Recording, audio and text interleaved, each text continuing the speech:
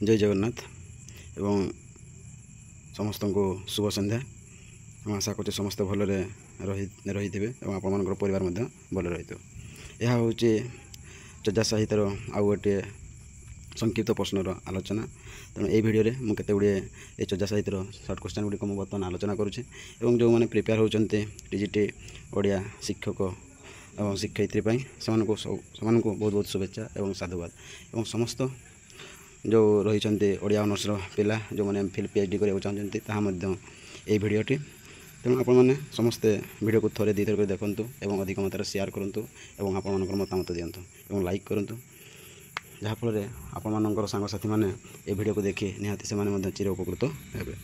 तेणु देखूँ आम जो मुझार ये चजा साहित्य थियोरी वीडियो मुझे आलोचना करदे और तार सर्ट क्वेश्चन दुईटी अपलोड करदे। यह हूँ आमर 3 नंबर चजा साहित्य सर्ट क्वेश्चन। तेणु जिते सर्ट क्वेश्चन हो पार मुझे आलोचना करदे। तेणु चलतु आम बर्तमान अध्ययन करूँ जो चजा साहित्यर तार सर्ट क्वेश्चन गुड़िक। तेणु देख आम जानी चजा साहित्य जो तार मसीहा जो ख्रीष्ट 7म शताब्दी ख्रीष्टीय 12श शताब्दी यह आविष्कृत होता। तेणु प्रथम जो आविष्कृत करते डॉक्टर हरप्रसाद शास्त्री 1916 मसीह आविष्कार करते 1907 मसीह से कौन करते नेपाल दरबार चजा साहित्य को से संग्रह करते नेपाल रे यहाँ कह जाए चाचा गीति बोली कही था। तेणु ये थी तार थियोरी क्लास। तेणु बर्तमान मुझे आलोचना करदे आपको ये चजा साहित्य केते गुड़े संक्षिप्त प्रश्न गुड़िक। तेणु देख 1 नंबर से कौन कहूँ 1 नंबर कौन कहूँ ना बौद्ध गान और दोहा पोथीर आविष्कार किए। बौद्ध गान एवं दोहा पोथीर आविष्कार किए होउछन्ते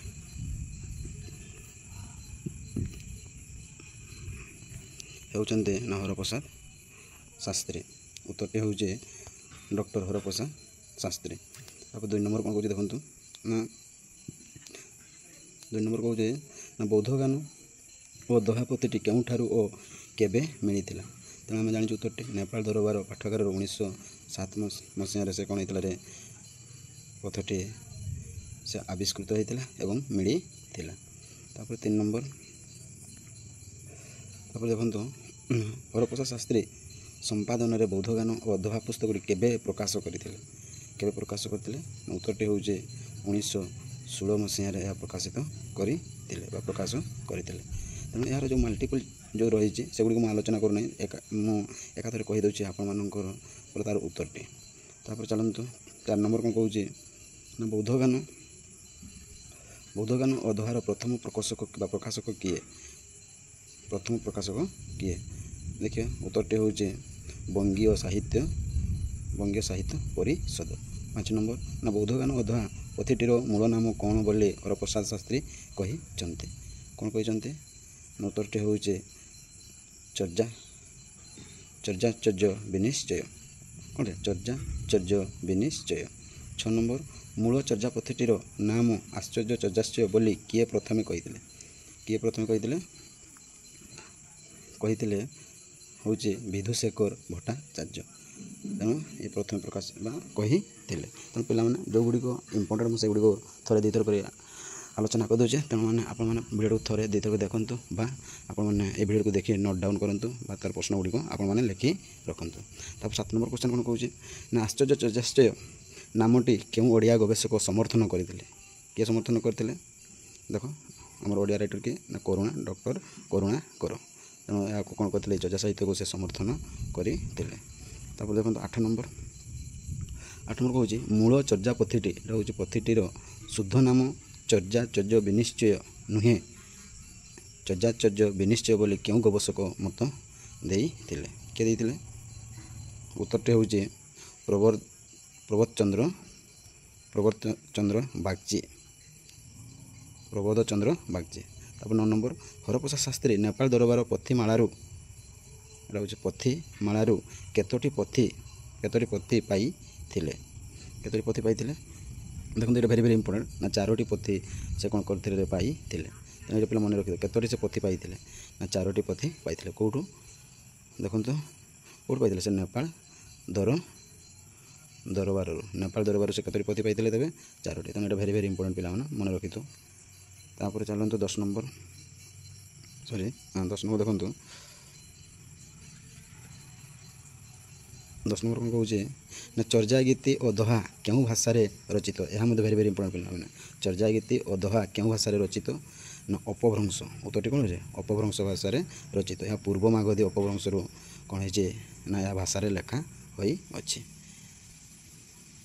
देखो 11 नंबर क्वेश्चन कौन कहे चर्जार अर्थ कौन तो पढ़ीचु चर्जार अर्थ होचे आचार बा आचरण उत्तरटी हूँ चर्चार अर्थ कौन ना आचार बा आचरण। तापर 12 नंबर ना क्यों भाषा चर्जार अपभ्रंश रूप बा विकृत रूप चाचा क्यों भाषा ना उत्तरटी हूँ उत्तर नेवारी तो नेवारी तो मन रखा नेवारी। तापर नेवारी क्यों देशर भाषा यहाँ मतलब जाना दरकार नेवारी क्यों देशर भाषा उत्तरटी हूँ नेपाल क्यों हूँ नेपाल उत्तरटी कौन नेपाल।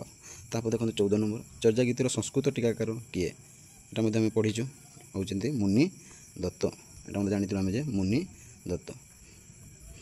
तापर मुनि दत्तों द्वारा प्रस्तुत चर्जा गीतिर संस्कृत टीकार नाम कौन संस्कृत टीकार नाम हूँ निर्मल बीरा टीका उत्तरटी कौन निर्मल बीरा टीका। तापर 16 नंबर ना चर्जा गीति कषवृत्ति ये पे वृत्ति ये कषवृत्तिर तिब्बती अनुवाद किए करते उत्तरटी हूँ कीर्ति चंद्र उत्तरटी हूँ कीर्ति चंद्र से कौन करते। तब 17 नंबर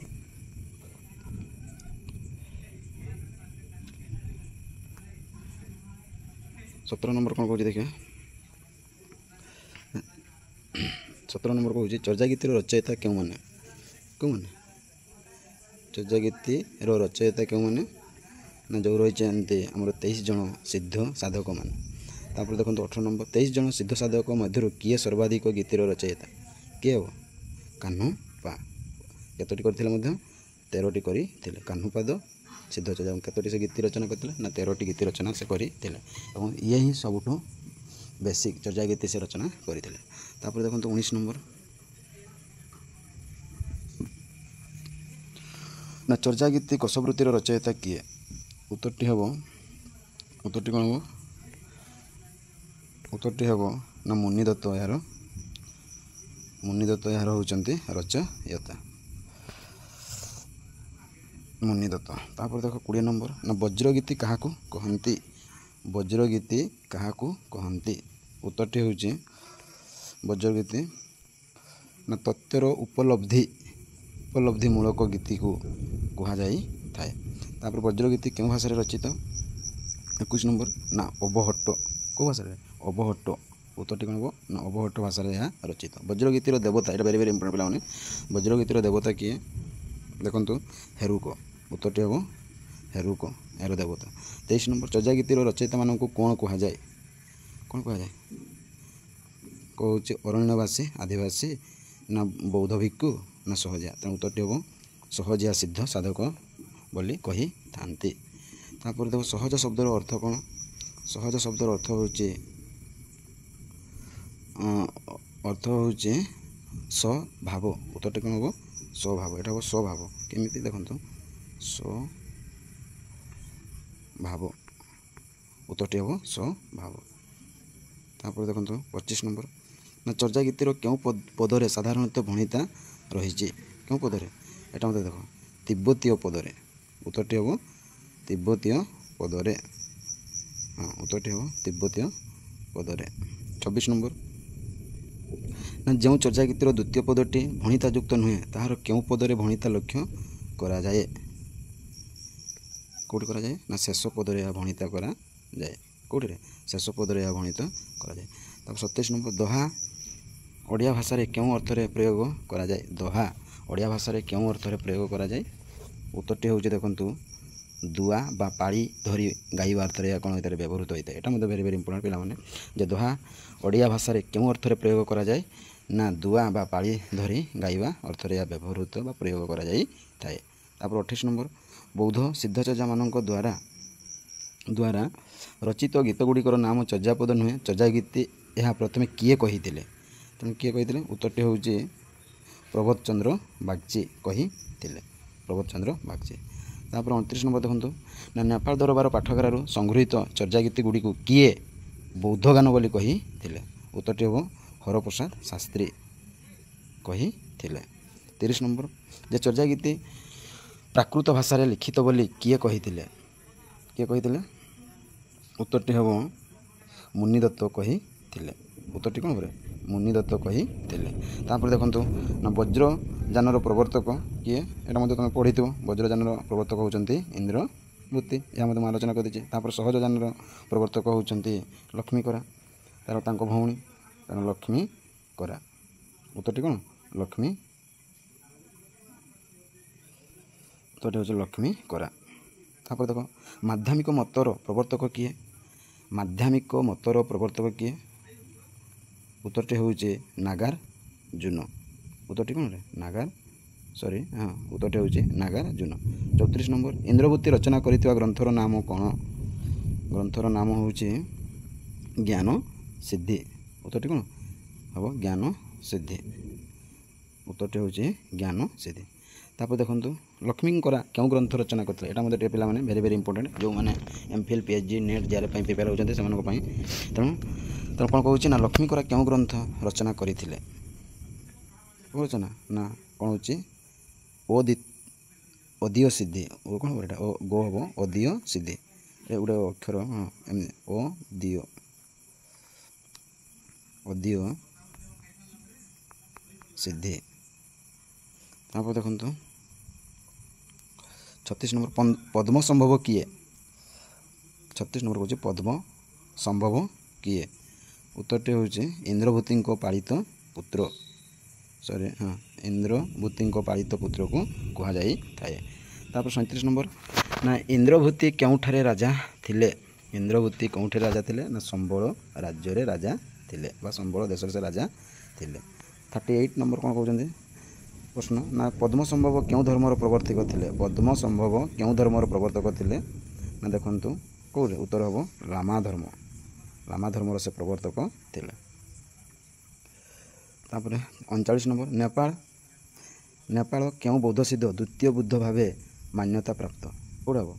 ମଞ୍ଜୁବ୍ରଜ ହେବ ନା ଇନ୍ଦ୍ରଭୂତି ହେବ ନା ପଦ୍ମସମ୍ଭବ ହେବ ନା ନାଗାର୍ଜୁନ? ଉତ୍ତରଟି କ'ଣ ହେବ? ତେବେ ପଦ୍ମସମ୍ଭବ। ଯେଉଁ ନେପାଳ କେଉଁ ବୌଦ୍ଧସିଦ୍ଧ ଦ୍ୱିତୀୟ ବୁଦ୍ଧ ଭାବେ ମାନ୍ୟତା ପ୍ରାପ୍ତ? ନା ପଦ୍ମସମ୍ଭବ। ଉତ୍ତରଟି ହେବ ପଦ୍ମସମ୍ଭବ। 40 ନମ୍ବର ନା ଚର୍ଯା ଗୀତିରେ ମୂଷା, ହରିଣ ଓ ଗଜ କାହାର ପ୍ରତୀକ ରୂପେ ବ୍ୟବହୃତ? ଭେରି ଇମ୍ପୋର୍ଟାଣ୍ଟ ପିଲାମାନେ। ପ୍ରତୀକ ରୂପେ ବ୍ୟବହୃତ ନୂଆ ହେଉଛି ଚିତ୍ତ। ଉତ୍ତରଟି କ'ଣ? ଉତ୍ତରଟି ହେଉଛି ଚିତ୍ତ। ଦେଖନ୍ତୁ ଉତ୍ତରଟି ହେଉଛି ଚିତ୍ତ। 41 ନମ୍ବର କ'ଣ କହୁଛି ନା ଚର୍ଯାରେ ଶାଶୁ, ନଣନ୍ଦ ଓ ଘରେ ଶାଳୀର ପ୍ରତୀକାତ୍ମକ ଅର୍ଥ କ'ଣ? ଏଇଟା ଭେରି ଇମ୍ପୋର୍ଟାଣ୍ଟ ପିଲାମାନେ। ଯେଉଁମାନେ TGT ଓଡ଼ିଆ ପାଇଁ ପ୍ରସ୍ତୁତ ହେଉଛନ୍ତି ସେମାନଙ୍କ ପାଇଁ ବହୁତ ଇମ୍ପୋର୍ଟାଣ୍ଟ, ଏବଂ ଯେଉଁମାନେ ଓଡ଼ିଆ ପାଇଁ ଯେଉଁ ଅନର୍ସ ନେଇଛନ୍ତି, ଯେଉଁମାନେ MPhil PhD ତାଙ୍କ ପାଇଁ ମଧ୍ୟ ବହୁତ ଗୁରୁତ୍ୱପୂର୍ଣ୍ଣ। ତେଣୁ କହୁଛି କ'ଣ ନା ଚର୍ଯାରେ ଶାଶୁ, ନଣନ୍ଦ ଓ ଘରେ ଶାଳୀର ପ୍ରତୀକାତ୍ମକ ଅର୍ଥ କ'ଣ? ଉତ୍ତରଟି ହେଉଛି ଶ୍ୱାସ। କ'ଣ? ଉତ୍ତରଟି ହେଉଛି ଶ୍ୱାସ। 42 ନମ୍ବର ସନ୍ଧ୍ୟା ବା ସାନ୍ଧ୍ୟ ଭାଷାକୁ କିଏ ହେଡ଼େନ୍ ସେଇଂ ପ୍ରଚ୍ଛନ୍ନ ଉକ୍ତି ବୋଲି କହିଛନ୍ତି? ଉତ୍ତରଟି ହେଉଛି ମାର୍କସ୍ ମୁଲର। ଉତ୍ତରଟି ହେଉଛି ମାର୍କସ୍ ମୁଲର କହିଛନ୍ତି। 43 ନମ୍ବର ପ୍ରଶ୍ନ କ'ଣ କହୁଛି ଦେଖନ୍ତୁ ନା ସନ୍ଧ୍ୟା ଭାଷାକୁ କିଏ ମାଏଷ୍ଟ୍ରିୟସ୍ ବା ରହସ୍ୟାଚ୍ଛନ୍ନ ବୋଲି କହିଛନ୍ତି? କିଏ କହିଛନ୍ତି? 43 ନମ୍ବର କହିଛନ୍ତି H. କର୍ଣ୍ଣ କହିଛନ୍ତି। 44 ନମ୍ବର ସନ୍ଧ୍ୟା ଭାଷାକୁ ବ୍ରୁନଫ୍ କ'ଣ ବୋଲି ଅଭିହିତ କରିଛନ୍ତି? ଏଇଟା ମଧ୍ୟ ଭେରି ଇମ୍ପୋର୍ଟାଣ୍ଟ ପିଲାମାନେ। ଏଇଟା ମଧ୍ୟ ଭେରି ଇମ୍ପୋର୍ଟାଣ୍ଟ ଯେ ସନ୍ଧ୍ୟା ଭାଷାକୁ ବ୍ରୁନଫ୍ କ'ଣ ବୋଲି ଅଭିହିତ କରିଛନ୍ତି? ଉତ୍ତରଟି ହେଉଛି ଲାଙ୍ଗୁଏଜ୍ ଏନଗେଜମେଣ୍ଟିକାଲ ବା ଭାଷା ପ୍ରହେଳୀ। ତାପରେ 45 ନମ୍ବର ଦେଖ ସହଜଯାନର ମୁଖ୍ୟ ଅଭିପ୍ରାୟ କ'ଣ? ସହଜଯାନର ମୁଖ୍ୟ ଅଭିପ୍ରାୟ ହେଉଛି କାୟା ସାଧନ। ଉତ୍ତରଟି କ'ଣ? କାୟା ସାଧନ। 40 ନମ୍ବର ଯେ ସହଜିଆ ସିଦ୍ଧମାନଙ୍କ ଦ୍ୱାରା କିଏ ମହାମୁଦ୍ରା ରୂପେ ପରିକଳ୍ପିତ? କିଏ? ହେଉଛି ନୈରାତ୍ମ ଦେବୀ। ଉତ୍ତରଟି କ'ଣ? ନୈରାତ୍ମ ଦେବୀ। ତାପରେ ହେଉଛି 47 ନମ୍ବର କ'ଣ କହୁଛି ନା ଯେଉଁ ନାରୀଙ୍କୁ ସହଜିଆ ସହଜ ସାଧୁକା ଭାବେ ଗ୍ରହଣ କରିଛନ୍ତି ତାକୁ କ'ଣ କୁହାଯାଏ? ତାକୁ କ'ଣ କୁହାଯାଏ ନା ମୁଦ୍ରା ବୋଲି ଆମେ କହିଥାଉ। ଉତ୍ତରଟି କ'ଣ ହେବ? ମୁଦ୍ରା ବୋଲି ଆମେ କହିଥାଉ। ତାପରେ ଦେଖନ୍ତୁ ଯେ ମୁଦ୍ରା କେତେ ପ୍ରକାରର, ଏଇଟା ମଧ୍ୟ ପିଲାମାନେ ଟିକେ ଜାଣିଥିବା ଦରକାର। ମୁଦ୍ରା ହେଉଛି ଆମର 5 ପ୍ରକାରର। ମୁଦ୍ରା ହେଉଛି 5 ପ୍ରକାରର। ତାପରେ 49 ନମ୍ବର ଯେ ପଞ୍ଚକୂଳର ମୁଦ୍ରାମାନଙ୍କ ମଧ୍ୟରେ କିଏ ଶ୍ରେଷ୍ଠ ଏବଂ ପରିଶୁଦ୍ଧବତୀ ଭାବେ ପରିକଳ୍ପିତ? ଉତ୍ତରଟି ହେଉଛି ଡମି। ଉତ୍ତରଟି କ'ଣରେ? ଡମି, ପରିକଳ୍ପିତ। 50 ନମ୍ବର ପଞ୍ଚଧାନୀ ବୁଦ୍ଧ ଓ ତାନ୍ତ୍ରିକ ଦେବଦେବୀଙ୍କୁ ଆରାଧନା କେଉଁମାନେ କରୁଥିଲେ? କେଉଁମାନେ? ବଜ୍ରଯାନୀମାନେ ଆରାଧନା କରୁଥିଲେ। ପଞ୍ଚଧାନୀ ବୁଦ୍ଧ ଓ ତାନ୍ତ୍ରିକ ଦେବଦେବୀଙ୍କୁ ଆରାଧନା କେଉଁମାନେ କରୁଥିଲେ? ନା ବଜ୍ରଯାନୀମାନେ ଆରାଧନା କରୁଥିଲେ। 51 ଏମାନଙ୍କ ମଧ୍ୟରେ କିଏ ବଜ୍ରଯାନୀଙ୍କର ପଞ୍ଚଧାନୀ ବୁଦ୍ଧଙ୍କ ମଧ୍ୟରେ ନାହାନ୍ତି? କିଏ ନାହାନ୍ତି? ନା ଅମିତାଭ ନାହାନ୍ତି, ନା ବୈରାଚନ ନାହାନ୍ତି, ନା ରତ୍ନ ସମ୍ଭବ ନାହାନ୍ତି, ନା ବଜ୍ର ସତ୍ୟ ନାହାନ୍ତି? ଉତ୍ତରଟି ହେବ ବଜ୍ର ସତ୍ୟ ନାହାନ୍ତି। ଉତ୍ତରଟି କ'ଣ? ବଜ୍ର ସତ୍ୟ ନାହାନ୍ତି। ତାପରେ ଦେଖନ୍ତୁ 52 ନମ୍ବର କ'ଣ କହୁଛି ପ୍ରଶ୍ନ ନା ସମ୍ବଳ ରାଜ୍ୟ ଓଡ଼ିଶାର କେଉଁ ଆଧୁନିକ ଅଞ୍ଚଳର ନାମ ଥିଲା? ଏଇଟା ଆମେ ଜାଣିଛୁ ସମ୍ବଲପୁର। ଉତ୍ତରଟା କାହିଁରେ? ଉତ୍ତରଟି ହେଉଛି ସମ୍ବଲପୁର। ଏଇଟା ହେବ, ଏଇଟା କାଟି ଦିଅନ୍ତୁ। ନା ସରି ଏଇଟା ହେଉଛି ସମ୍ବଲପୁର। ତେଣୁ ପିଲାମାନେ ଦେଖନ୍ତୁ, ଯଦି ଭିଡ଼ିଓ ଗୁଡ଼ିକ ଭଲ ଲାଗୁଛି ଆପଣମାନଙ୍କର ମତାମତ ଲାଇକ୍, ସବସ୍କ୍ରାଇବ୍ ଏବଂ ଏହିଭଳି ମତାମତ ଦିଅନ୍ତୁ ଏବଂ ଆପଣମାନଙ୍କ ସାଙ୍ଗସାଥିକୁ ସେୟାର କରନ୍ତୁ, ଯାହାଫଳରେ ସେମାନେ ମଧ୍ୟ କ'ଣ ହେବେ? ଉପକୃତ ହେବେ। ଏବଂ ଆପଣମାନଙ୍କ ନିହାତି ଲାଇକ୍ ଏବଂ ମତାମତ ନିହାତି ଆବଶ୍ୟକ। ଏବଂ ଯେଉଁମାନେ ଦେଖୁଛନ୍ତି CSR ୟୁଟ୍ୟୁବ୍ ଚ୍ୟାନେଲକୁ ସମସ୍ତଙ୍କୁ ବହୁତ ବହୁତ ଶୁଭେଚ୍ଛା ଏବଂ ସାଧୁବାଦ। ତାପରେ ଦେଖନ୍ତୁ 53 ନମ୍ବର କ୍ୱେଶ୍ଚନ୍ କ'ଣ କହୁଛି ନା ଯେତେବେଳର ଜହର ବର୍ତ୍ତମାନର କେଉଁ ଅଞ୍ଚଳକୁ ବୁଝାଉଅଛି? ତେଣୁ ଜହର ଯେଉଁ ବର୍ତ୍ତମାନର କେଉଁ ଅଞ୍ଚଳକୁ ବୁଝାଉଛି? କେଉଁ ଅଞ୍ଚଳକୁ ବୁଝାଉଛି? ନା ଆମେ କେନ୍ଦୁଝର ଅଞ୍ଚଳକୁ ତାହା ବୁଝାଉଅଛି। ତାପରେ ଦେଖନ୍ତୁ 54 ନମ୍ବର କ୍ୱେଶ୍ଚନ୍ କ'ଣ କହୁଛି? 54 ନମ୍ବର ପ୍ରଶ୍ନ କ'ଣ କହୁଛି ନା ବୌଦ୍ଧ ସିଦ୍ଧଚର୍ଯ୍ୟାମାନଙ୍କର ସଂଖ୍ୟା କେତେ? ଆମେ ଜାଣିଛୁ ବୌଦ୍ଧ ସିଦ୍ଧଚର୍ଯ୍ୟାମାନଙ୍କର ସଂଖ୍ୟା କେତେ ହେବ? ନା 84 ଜଣ ସିଦ୍ଧଚର୍ଯ୍ୟା। ଏବଂ ଯେଉଁମାନେ ଚର୍ଯ୍ୟା ସାହିତ୍ୟର ତା'ର ଥିଓରି ବା ତା'ର ବିଷୟବସ୍ତୁ ଦେଖିନାହିଁ, ତେଣୁ ମୋର ଏହି ଡେସ୍କ୍ରିପ୍ସନ୍ ତା'ର ଲିଙ୍କ୍ ଦେଇଦେଇଛି, ବା ମୋର ଏହି ୟୁଟ୍ୟୁବ୍ ଚ୍ୟାନେଲକୁ ଯାଇ ଆପଣମାନେ ନିହାତି ତା'ର ଥିଓରି କ୍ଲାସ୍କୁ ଦେଖନ୍ତୁ। ଏବଂ 2ଟି ମୁଁ କ'ଣ କରିଛି ପୁଣି ସଂକ୍ଷିପ୍ତ ପ୍ରଶ୍ନ ଆଲୋଚନା କରିଦେଇଛି। ଏହା ମଧ୍ୟ ବର୍ତ୍ତମାନ ଚାଲିଛି ଆମର 3 ନମ୍ବର ସଂକ୍ଷିପ୍ତ ପ୍ରଶ୍ନ ଆଲୋଚନା, ଯେଉଁ ସିଦ୍ଧଚର୍ଯ୍ୟାମାନଙ୍କ ଉପରେ ଯେଉଁ ରହିଛନ୍ତି ସହରପା, ଲୁଇପା, କାହ୍ନୁପା, ଶବରୀପା, ଯେଉଁ ତୁମର ରହିଛି TGT, ଯେଉଁ ଓଡ଼ିଆରେ ଯେଉଁ ରହିଛି ସିଲାବସ୍ ଅନୁସାରେ, ତା ମୁଁ ସେଇ ଅନୁସାରେ ସିଲାବସ୍ ଅନୁସାରେ ଏଗୁଡ଼ିକୁ କ'ଣ କରୁଛି ସିରିଏଲ୍ ବା ସେ ତାହା ଆଲୋଚନା କରିଦେଉଛି। ତେଣୁ ବର୍ତ୍ତମାନ ସିଦ୍ଧଚର୍ଯ୍ୟା ଚାଲିଛି। ତାପରେ ମୁଁ ବର୍ତ୍ତମାନ ଆପଣମାନଙ୍କର ଯେଉଁ ଯେତେ ସବୁ ରହିଛି TGT ଓଡ଼ିଆ ସିଲାବସ୍ରେ ସମସ୍ତ ଗୁଡ଼ିକୁ ମୁଁ କ'ଣ କରୁଛି ତା'ର ସଂକ୍ଷିପ୍ତ ପ୍ରଶ୍ନ ଆଲୋଚନା ସହିତ ତା'ର ବିଷୟବସ୍ତୁ ମଧ୍ୟ ମୁଁ ଆଲୋଚନା କରିଦେଉଛି। ତେଣୁ ଆପଣମାନେ ନିହାତି ମତାମତ ଦିଅନ୍ତୁ ଏବଂ ଅଧିକ ମାତ୍ରାରେ ଆପଣମାନେ ସେୟାର କରନ୍ତୁ ଏବଂ ଲାଇକ୍ ସବସ୍କ୍ରାଇବ୍ କରନ୍ତୁ। ଯେତେବେଳେ ମୁଁ ଭିଡ଼ିଓ ଛାଡ଼ିବି ଆପଣମାନଙ୍କୁ ସାମାନ୍ୟ କ'ଣ ଆପଣଙ୍କ ପାଖକୁ ନିହାତି ମୋର ନୋଟିଫିକେସନ୍ ଯିବ। ତାପରେ ଦେଖନ୍ତୁ 55 ନମ୍ବର ନା ମୁନିଦର କାହାକୁ ପ୍ରଥମେ ସିଦ୍ଧଚର୍ଯ୍ୟା ଭାବେ ଗ୍ରହଣ କରନ୍ତି? କାହାକୁ? ଉତ୍ତରଟି ହେଉଛି ଲୁଇପା। ଉତ୍ତରଟି କ'ଣଟେ? ଲୁଇପା। ତାପରେ 56 ନମ୍ବର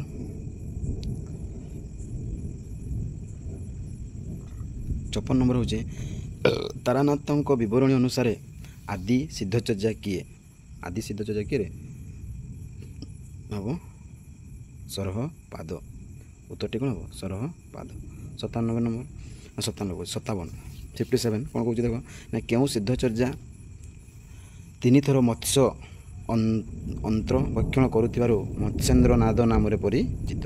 କିରେ? ଏଇଟା ମଧ୍ୟ ପିଲାମାନେ ଭେରି ଇମ୍ପୋର୍ଟାଣ୍ଟ। 57 ନମ୍ବରଟା ଯେ କେଉଁ ସିଦ୍ଧଚର୍ଯ୍ୟା 3 ଥର ମତ୍ସ୍ୟ ଅନ୍ତର୍ଭକ୍ଷଣ କରିଥିବାରୁ ମତ୍ସ୍ୟନାନ୍ଦ୍ର ନାମରେ ପରିଚିତ?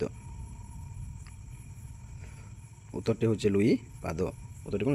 ଲୁଇପାଦ।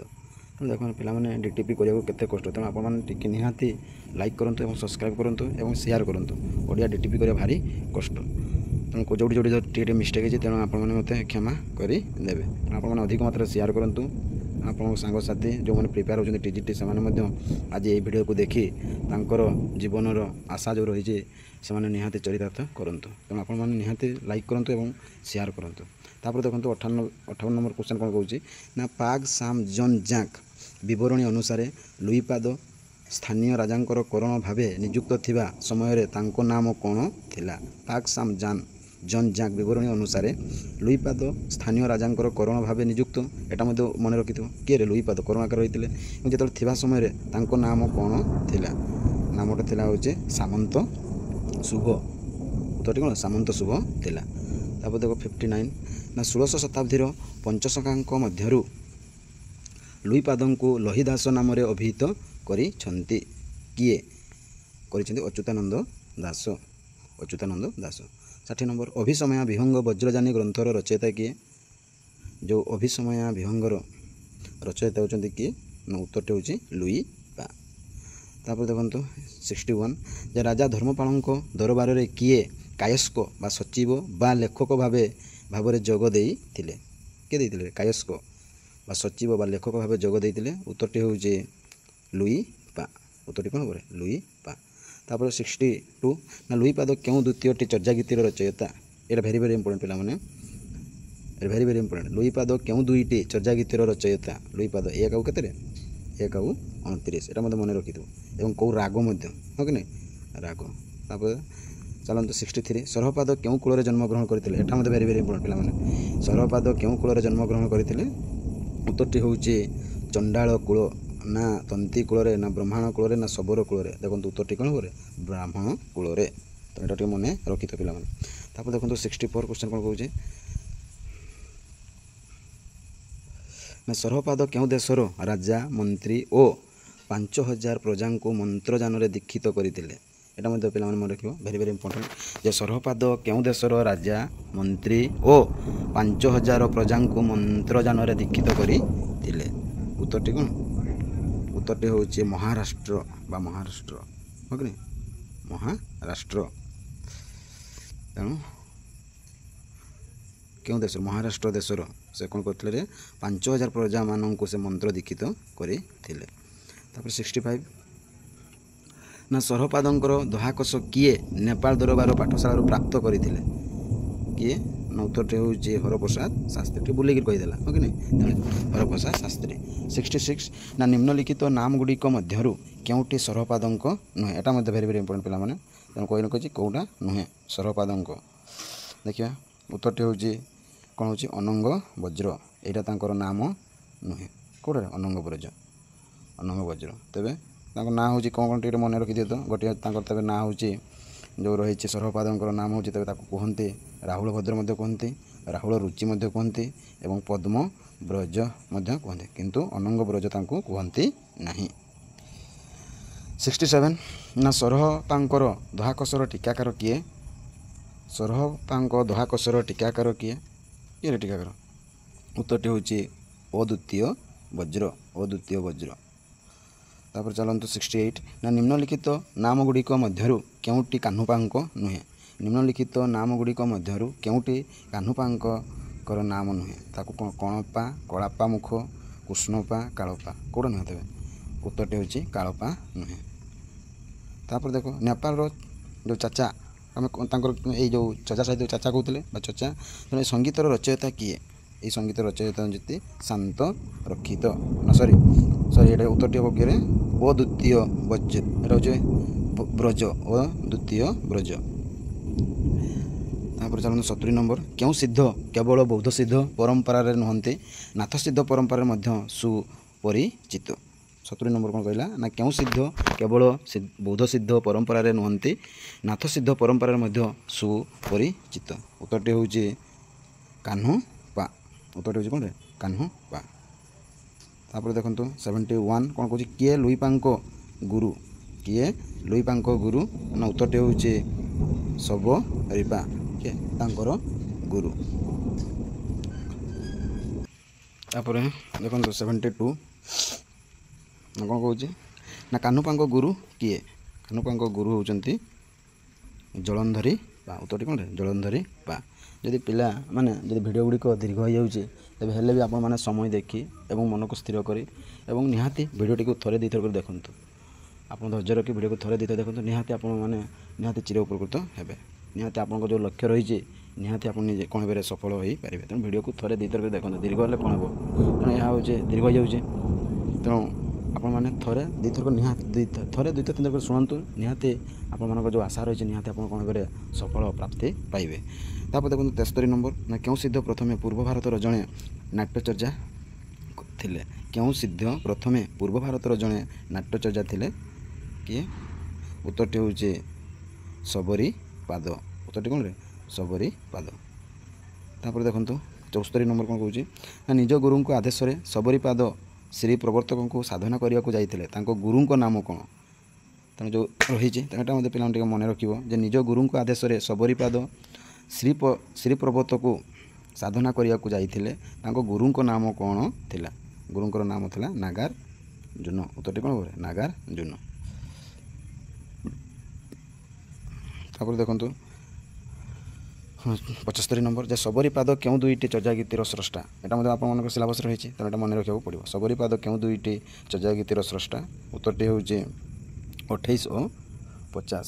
ତାଙ୍କର ଗୀତିଟିର ସଂଖ୍ୟା ନମ୍ବର କେତେରେ? ନା ଗୋଟିଏ ହେଉଛି 28 ଆଉ ଗୋଟିଏ ହେଉଛି 50। ତାପରେ ଦେଖନ୍ତୁ 76, କେଉଁ ସିଦ୍ଧଚର୍ଯ୍ୟା ମଗଧ ରାଜାଙ୍କ ଅଧୀନରେ ଅଚଳ ସେନ ଛଦ୍ମ ନାମରେ ସେନାପତିର କାର୍ଯ୍ୟ କରୁଥିଲେ? କିଏ? ନା ହେଉଛି ଉତ୍ତରଟି ହେଉଛି ଭୁସୁକୁପା। ପିଲାମାନେ ଆପଣ ନିହାତି ଭିଡ଼ିଓକୁ ଦେଖୁଛନ୍ତି ଏବଂ ଆପଣମାନଙ୍କ ଯେଉଁ ଆଶା ରହିଛି ତାହା ସଫଳ ହେଉ ଏବଂ ଆପଣମାନେ ନିହାତି ଲାଇକ୍ କରନ୍ତୁ ଏବଂ ସେୟାର କରନ୍ତୁ। ତେଣୁ ଲାଇକ୍ ହେଉଛି ଆମମାନଙ୍କର ସବୁଠୁ ଭାରି ମୋଟିଭେଟ୍ ହେବେ ଆମେ ମାନେ ମଧ୍ୟ ଏବଂ ଆପଣମାନେ ମଧ୍ୟ। ତେଣୁ ଆପଣ ନିହାତି ଲାଇକ୍ କରନ୍ତୁ, ସବସ୍କ୍ରାଇବ୍ କରନ୍ତୁ। ତାପରେ ଦେଖୁଛି 77 ନମ୍ବର କ'ଣ କହୁଛି, ନା ଭୁସୁକୁପାଦ କେଉଁ ଗୁରୁଙ୍କ ପାଖରେ 12 ବର୍ଷ ରହି ଶିକ୍ଷା ଲାଭ କରିଥିଲେ? ଉତ୍ତରଟି ହେବ ମଞ୍ଜୁ ବଜ୍ର। 78, ନା ଆଲୋଚକମାନେ ଭୁସୁକୁପାଦଙ୍କୁ ଅନ୍ୟ କେଉଁ ସିଦ୍ଧଚର୍ଯ୍ୟାଙ୍କ ସହିତ ତୁଳନା କରି ଉଭୟେ ଏକ ଓ ଅଭିନ୍ନ ବୋଲି ମତ ଦିଅନ୍ତି? ଉତ୍ତରଟି ହେଉଛି ଶାନ୍ତି ଦେବ। ତାପରେ ଦେଖନ୍ତୁ 79, କେଉଁ ସିଦ୍ଧଚର୍ଯ୍ୟା ନିଜ ଅଙ୍ଗୁଳି ନିର୍ଦ୍ଦେଶ ଦ୍ୱାରା ସୂର୍ଯ୍ୟଙ୍କର ଗତି ବନ୍ଦ କରିଦେଲେ? ତେଣୁ କେଉଁ ସିଦ୍ଧଚର୍ଯ୍ୟା ନିଜ ଅଙ୍ଗୁଳି ନିର୍ଦ୍ଦେଶ ଦ୍ୱାରା ସୂର୍ଯ୍ୟଙ୍କର ଗତି ବନ୍ଦ କରିଦେଲେ? ଉତ୍ତରଟି ହେବ ଚଟିଲୋପାଦ। ଉତ୍ତରଟି ହେବ କ'ଣ? ଉତ୍ତରଟି ହେବ ବିରୁବାପାଦ। ବିରୁବାପାଦ। ତାଙ୍କର ଆଙ୍ଗୁଳି ଦ୍ୱାରା ସେ କ'ଣ କରିଥିଲେ? ସୂର୍ଯ୍ୟକୁ ସେ କ'ଣ କରିଦେଇଥିଲେ? ବନ୍ଦ କରି ଦେଇଥିଲେ। ତାପରେ 80 ନମ୍ବର, ନା ତତ୍କାଳୀନ ଓଡ଼ିଶାର ରାଜା ଚୈବେଶୁକଳ୍ପ କାହାକୁ ମନ୍ତ୍ରଯାନରେ ଦୀକ୍ଷିତ କରିଥିଲେ? କାହାକୁ ଦୀକ୍ଷିତ କରିଥିଲେ ମନ୍ତ୍ର ବଳରେ? ନା ସରହପାଙ୍କୁ। ତାପରେ ଦେଖ 82, କା ତରବର ପଞ୍ଚମୀ ଡାଳ ଏହା କାହାର ରଚନା? ତେଣୁ ଏଇଟା କମେଣ୍ଟରେ ରହିଲା, ଆପଣମାନେ ନିହାତି କମେଣ୍ଟରେ କହିବେ, ମୁଁ ଉତ୍ତର କହୁନାହିଁ। ତେଣୁ 81 ନମ୍ବରଟା ଆପଣମାନେ କମେଣ୍ଟରେ ମୋତେ ଜଣାଇବେ, ଏହା ଆପଣମାନଙ୍କର ରହିଲା ଟାସ୍କ। କ'ଣ କହୁଛି? ନା କା ତରବର ପଞ୍ଚମୀ ଡାଳ ଏହା କାହାର ରଚନା ଏବଂ ସେ କେତୋଟି ରଚନା କରିଥିଲେ, କେଉଁ ରାଗରେ ରଚନା ବା ରଚିତ କରିଛନ୍ତି? ତେଣୁ ଏଇ ଯେଉଁ 3ଟି ପ୍ରଶ୍ନ ରହିଲେ ଏଇଟା ଆପଣମାନଙ୍କର ଟାସ୍କ। ତେଣୁ ଆପଣମାନେ ମୋର ଏଇ ଭିଡ଼ିଓରେ ନିହାତି ଲାଇକ୍ କରିବେ ଏବଂ ଆପଣମାନଙ୍କର ମତାମତ ଦେବେ ଏବଂ ଉତ୍ତରଟି ଲେଖିବେ। ତାପରେ ଦେଖନ୍ତୁ 82 ନମ୍ବର, ନା କ'ଣ କହୁଛି? ନା ଏକ ଯେ ଶୁଣନ୍ତି ଦୁଇ ଘରେ ସାନ୍ଧିଆ ବିରୁପାଦଙ୍କର ଏହି ପଂକ୍ତିରେ ଶୁଣିନ୍ତିନାର ଚର୍ଯ୍ୟାର୍ଥ କ'ଣ? ଏଇଟା ମଧ୍ୟ ପିଲାମାନେ ନିହାତି ଭେରି ଟିକେ ଇମ୍ପୋର୍ଟାଣ୍ଟ ମନେ ରଖିଥିବେ ଯେ ଯେଉଁ ଶୁଣିନ୍ତିନା ଚର୍ଯ୍ୟାର୍ଥର ଅର୍ଥ କ'ଣ? ଅର୍ଥ କ'ଣ? ସୁଷମା ନାଡ଼ି। ଉତ୍ତରଟି କ'ଣ ହେବ? ସୁଷମା ନାଡ଼ି। ତେଣୁ ଯେତେବେଳେ ସେମାନେ ସିଦ୍ଧଚର୍ଯ୍ୟାମାନେ ତାଙ୍କ ଯେଉଁ ଚର୍ଯ୍ୟା ଗୀତିକ ଯେତେବେଳେ ଆଲୋଚନା କରୁଥିଲେ ସେତେବେଳେ ତାଙ୍କ ସାନ୍ଧ୍ୟ ଭାଷାରେ କହୁଥିଲେ। ତେଣୁ ସେଇ ଯେଉଁ ସାନ୍ଧ୍ୟ ଭାଷା ତାକୁ ସେଇଟା କ'ଣ ହେଉଥିଲା? ଗୋଟେ ହେଉଛି ବାହାର ଅର୍ଥ ବୁଝାଉଥିଲା ଆଉ ଗୋଟେ ହେଉଛି ଗୂଢ଼ ତତ୍ତ୍ୱ, ହଁ କି ନାହିଁ? ବାହ୍ୟ ଅର୍ଥରେ ଗୋଟେ ବୁଝାଉଥିଲା ଏବଂ ଗୂଢ଼ ତତ୍ତ୍ୱ ଅର୍ଥରେ ବୁଝାଉଥିଲା। ତେଣୁ ଏଠି ଯେଉଁ ସେ କହିଲା ଯେ କହୁଛନ୍ତି କ'ଣ କହୁଛନ୍ତି? କହୁଛନ୍ତି ଯେ ଶାଣିନ୍ତା, ହଁ କି ନାହିଁ? ଯେ ନା ଶୁଣ୍ଢିନ୍ନା। ତେଣୁ ଶୁଣ୍ଢିନ୍ନାର ଅର୍ଥ ହେଉଛି କ'ଣ? ହେଉଛି ସୁଷମା ନାଡ଼ି। ଶୁଣ୍ଢିନ୍ନାର ଅର୍ଥ କ'ଣ? ସୁଷମା ନାଡ଼ି। ତାପରେ 83, ନା ଉପରୋକ୍ତ ପଂକ୍ତିରେ ଥିବା ଦୁଇ ଘରେ ର ଚର୍ଯ୍ୟାର୍ଥ କ'ଣ? ଏଇଟା ମଧ୍ୟ ଦୁଇ ଘରେ ର ଚର୍ଯ୍ୟାର୍ଥର ଅର୍ଥ କ'ଣ? ଉତ୍ତରଟି ହେଉଛି ଇଡ଼ା ଓ ପିଙ୍ଗଳା। ଏଇଟା ମଧ୍ୟ ପିଲାମାନେ ଭେରି ଇମ୍ପୋର୍ଟାଣ୍ଟ ମନେ ରଖିଥିବ। ଇଡ଼ା ଓ ପିଙ୍ଗଳା ନାଡ଼ିକୁ କହିଥାନ୍ତି। ତାପରେ ଦେଖ 84 ନମ୍ବର, ନଗର ବାହିରେ ଡମ୍ବି ତୋହରି କୁଡ଼ିଆ କାହାର ରଚନା? ଏହା 10ମ ଚର୍ଯ୍ୟାର ପ୍ରଥମ ପଂକ୍ତି। ଏଇଟା କାହାର? କାହ୍ନୁପାଦ। ଆମେ ତ ଏଇ ବାରମ୍ବାର ମୁଁ କହିଦେଇଛି, ତେଣୁ ଏଇଟା ହେଉଛି କାହ୍ନୁପାଦ। ତାପରେ 85, ଯେ ଉଞ୍ଚା ଉଞ୍ଚା ପାର୍ବତ ତହିଁ ବସଇ ଶବରୀ ବାଳି, ଏହି ପଂକ୍ତିଟି କାହାର ରଚନାର ଉଦ୍ଧୃତ ଏଟା ମଧ୍ୟ ଆପଣମାନଙ୍କୁ ରହିଲା ଟାସ୍କ। ତେଣୁ ଏଟା ମଧ୍ୟ ଆପଣମାନେ କମେଣ୍ଟରେ ମୋତେ ନିହାତି ଜଣାଇବେ ଏବଂ ମୁଁ ମଧ୍ୟ ଜାଣିପାରିବି ଯେଉଁ କେଉଁମାନେ ମୋର ଭିଡ଼ିଓଟିକୁ ଦେଖୁଛନ୍ତି। ଏବଂ ଲାଇକ୍ କରନ୍ତୁ ନିହାତି ଏବଂ ସବସ୍କ୍ରାଇବ୍ ମଧ୍ୟ କରନ୍ତୁ। ତାପରେ ଦେଖନ୍ତୁ ତାପରେ 86 କ'ଣ କହୁଛି ନା ଉପରୋକ୍ତ ପଙ୍କ୍ତିରେ ଥିବା ଶବରୀବାଳୀ କାହାର ପ୍ରତୀକ। ଏଟା ମଧ୍ୟ ଭେରି ଇମ୍ପୋର୍ଟାଣ୍ଟ ପିଲାମାନେ ଯେ ଶବରୀବାଳୀ କାହାର ପ୍ରତୀକ। ଉତ୍ତରଟି ହେବ ଦେଖନ୍ତୁ ଜ୍ଞାନମୁଦ୍ରା ନୈରାତ୍ମା। ଜ୍ଞାନମୁଦ୍ରା ନୈରାତ୍ମା ହେଉଛି ଶବରୀବାଳୀର କ'ଣରେ ପ୍ରତୀକ। ତାପରେ ଦେଖ 87 ନମ୍ବର କ'ଣ କହୁଛି ପ୍ରଶ୍ନ ନା ହିଷ୍ଟୋରୀ ଅଫ୍ ବୁଦ୍ଧିଜିମ୍ ଇନ୍ ଇଣ୍ଡିଆର ଲେଖକ କିଏ। ହିଷ୍ଟୋରୀ ଅଫ୍ ବୁଦ୍ଧିଜିମ୍ ଇନ୍ ଇଣ୍ଡିଆର ଲେଖକ କିଏ। ଲେଖକ ହେଉଛନ୍ତି କିଏ ତାରନାଥ। ଉତ୍ତରଟି କ'ଣ ତାରନାଥ। ତାପରେ 88 ନମ୍ବର ପାକ୍ ସାମ୍ ଜନ୍ ଜାକ୍ ଗ୍ରନ୍ଥର ରଚୟିତା କିଏ। ଉତ୍ତରଟି ହେଉଛି ସପା ଖାନ୍ ପୋ। ଏଟା ମଧ୍ୟ ଗୋଟେ ନୂଆ କ୍ୱେଶ୍ଚନ୍ ପାଇଲ ସପା ଖାନ୍ ପୋ ଏହାର ଲେଖକ। ତାପରେ 89 ହିଷ୍ଟ୍ରି ଅଫ୍ 84 ସିଦ୍ଧସ୍ ପୁସ୍ତକ ରଚୟିତା କିଏ। ଏଟା ମଧ୍ୟ ଭେରି ଇମ୍ପୋର୍ଟାଣ୍ଟ ପିଲାମାନେ ଯେ ହିଷ୍ଟ୍ରି ଅଫ୍ 84 ସିଦ୍ଧସ୍ ପୁସ୍ତକ ରଚୟିତା କିଏ। ଉତ୍ତରଟି ହେଉଛି କିଏ ନା ଗ୍ରୁଏଲ୍ ଡେଲ୍। ଗ୍ରୁଏଲ୍ ଡେଲ୍। ତାପରେ ହେଉଛି ଦେଖ 90 ଚର୍ଯା ଓ ଚର୍ଯାକାର ସମ୍ବନ୍ଧୀୟ କେତେକ ଜ୍ଞାତବ୍ୟ ତଥ୍ୟ ସମ୍ବଳିତ ସିଦ୍ଧ ସାହିତ୍ୟର ରଚୟିତା କିଏ। ଉତ୍ତରଟି ହେଉଛି ଧର୍ମବୀର ଭାରତୀ। ଉତ୍ତରଟି କ'ଣ ଧର୍ମବୀର ଭାରତୀ। ତାପରେ ଦେଖ 91 ଓଡ଼ିଶାରେ ତାନ୍ତ୍ରିକ ବୌଦ୍ଧ ଧର୍ମର ଗବେଷକ କିଏ। ଏଟା ଗବେଷକ ପିଲାମାନେ ଏଟା ହେବ ଗବେଷକ କିଏ ହେଉଛନ୍ତି କିଏ ନା ହେଉଛନ୍ତି ସୁରେନ୍ଦ୍ର କୁମାର ଡକ୍ଟର ସୁରେନ୍ଦ୍ର କୁମାର ମହାରଣା। ତାପରେ 92 ଯେଉଁ ପ୍ରବୋଧ ଚନ୍ଦ୍ର ବାଗ୍ଚି ଓ ସାଥୀ ଭିକ୍ଷୁ ଶାସ୍ତ୍ରଙ୍କର କେଉଁ ଗ୍ରନ୍ଥରେ ଚର୍ଯାଗୀତିର ସଂଗ୍ରହ ଓ ଆଲୋଚନା ସ୍ଥାନିତ। କ'ଣ କହୁଛି ନା ପ୍ରବୋଧ ଚନ୍ଦ୍ର ବାଗ୍ଚି ଓ ସାଥୀ ଭିକ୍ଷୁ ଶାସ୍ତ୍ରଙ୍କର କେଉଁ ଗ୍ରନ୍ଥରେ ଚର୍ଯାଗୀତିର ସଂଗ୍ରହ ଓ ଆଲୋଚନା ସ୍ଥାନିତ ପାଇଛି। କେଉଁଠି ପାଇଛି। ଉତ୍ତରଟି ହେବ ଚର୍ଯାଗୀତି କୋଷରେ ପାଇଅଛି। ତେଣୁ ପିଲାମାନେ ଆପଣ ନିହାତି ମତାମତ ଦିଅନ୍ତୁ ଏବଂ ଲାଇକ୍ କରନ୍ତୁ। ତାପରେ ଦେଖନ୍ତୁ 93 କ୍ୱେଶ୍ଚନ୍ କ'ଣ କହୁଛି ନା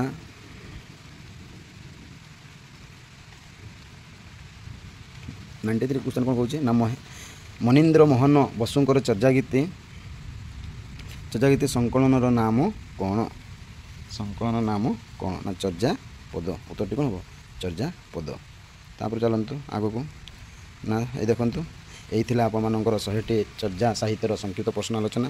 ତେଣୁ ଆପଣମାନଙ୍କୁ ଏଇଠି ରହୁଛି ସାଧୁବାଦ। ଯେଉଁ CSR ୟୁଟ୍ୟୁବ୍ ଚ୍ୟାନେଲ୍ ଦେଖୁଥିବା ସମସ୍ତଙ୍କୁ ସାଧୁବାଦ ଏବଂ ଶୁଭେଚ୍ଛା ଶୁଭ ସନ୍ଧ୍ୟା। ତେଣୁ ଆପଣମାନଙ୍କର ସାଙ୍ଗସାଥିଙ୍କୁ ନିହାତି ସେୟାର କରନ୍ତୁ ଲାଇକ୍ କରନ୍ତୁ ଏବଂ ଆପଣମାନଙ୍କର ମତାମତ ଦିଅନ୍ତୁ। ଏହା ଥିଲା ଚର୍ଯା ସାହିତ୍ୟର 100ଟି ପ୍ରଶ୍ନ ସଂକ୍ଷିପ୍ତ ପ୍ରଶ୍ନ ମୁଁ କ'ଣ କଲି ଆଲୋଚନା କରିଦେଲି। ତେଣୁ ନେକ୍ସଟ ଭିଡ଼ିଓରେ ମୁଁ ଆଉ ଗୋଟିଏ ତା'ର ସର୍ଟ କ୍ୱେଶ୍ଚନ୍ ମଧ୍ୟ ତାହା ଆଲୋଚନା କରିଦେବି। ରହୁଛି ଜୟ ଜଗନ୍ନାଥ। ଆପଣମାନଙ୍କର ମତାମତ ଏବଂ ଆପଣମାନଙ୍କର ଲାଇକ୍ ଏବଂ ଆପଣମାନଙ୍କର ସବସ୍କ୍ରାଇବ୍ ନିହାତି ମୋର ଦରକାର ଏବଂ ଆପଣ ନିହାତି ସବସ୍କ୍ରାଇବ୍ ଲାଇକ୍ କରନ୍ତୁ ଯାହାଫଳରେ ମୁଁ ଯେତେବେଳେ ଯେଉଁ ଭିଡ଼ିଓ ଛାଡ଼ିବି ତେଣୁ ଆପଣମାନେ ନିହାତି ସାଙ୍ଗେ ସାଙ୍ଗେ ତୁରନ୍ତ ଆପଣମାନଙ୍କ ପାଖକୁ ନୋଟିଫିକେସନ୍ ଚାଲିଯିବ। ରହୁଛି ଜୟ ଜଗନ୍ନାଥ।